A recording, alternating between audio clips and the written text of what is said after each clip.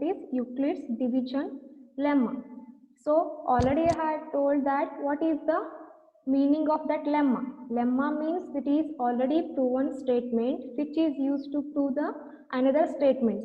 So one of the what here statement is there. What is the statement is always take one example of the theorem. That is what always the length of the tangents which are drawn from an external point to a circle always equal to each other.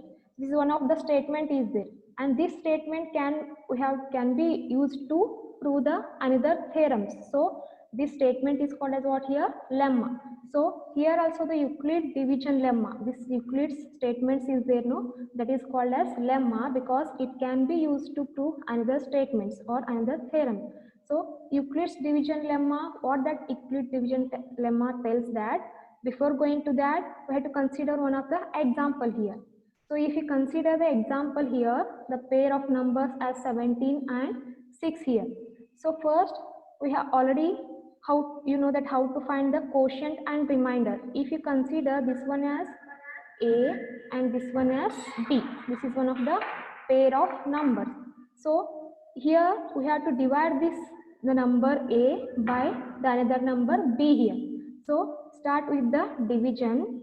So if you divide the 17 by, that's A 17 by B as 6 means 6 2 the 12.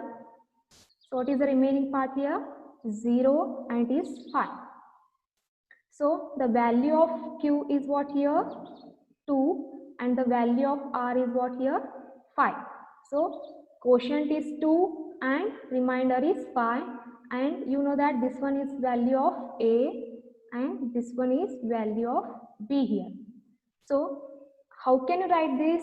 If you want to write an equation for this value of A as 17 means, how can you write this 17 as means? See here, 17 is equal to always 6 into 2 plus 5. So see here, 17 can be written as 6 into 2 plus 5. So see here, whether it comes whole square or not, 6 into 2, 6 2s are what here? 12. 6 2s are 12 plus 5, again you will get as a 17 only. So 17 is equal to 17.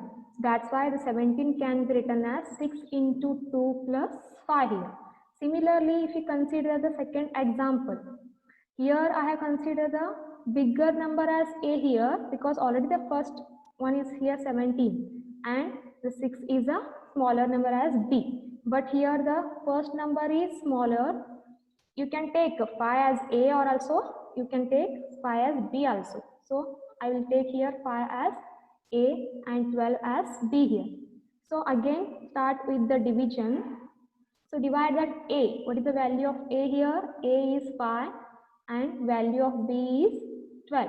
So divide this 5 by 12. As you know that 5 is a smaller number and 12 is bigger number. So only the what here? Quotient becomes 0. 12 zeros are 0 and what is that? The remainder becomes 5 here.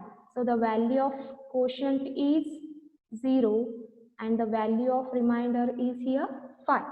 So the value of A is 5 and value of B is 12. So again similarly, how you wrote for the already first example, no? Similarly you have to write equation for this, the pair of numbers 5 and 12. Similarly like this, how can you write the value of A? What is the value of A here? A is 5. So 5 can be written as the divisor B value is what here? 12 into the quotient is 0 plus what is the remainder here? 5. So again see here, 12 zeros are 0 plus 5. What you have to get again? 5 is equal to 5. So in the first and second example, what you come to know is if you consider any pair of numbers, means if you consider pair of real numbers as A comma B, that may be A is bigger or A may be smaller.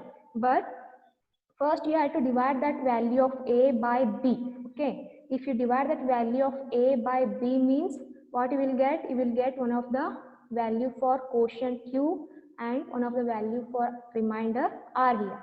After that, you can write that equation for the value of A.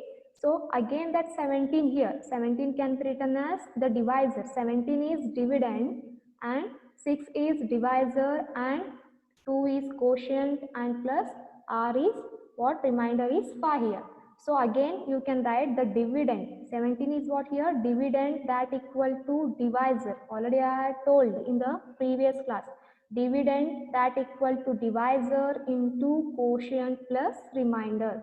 So that can be holds good.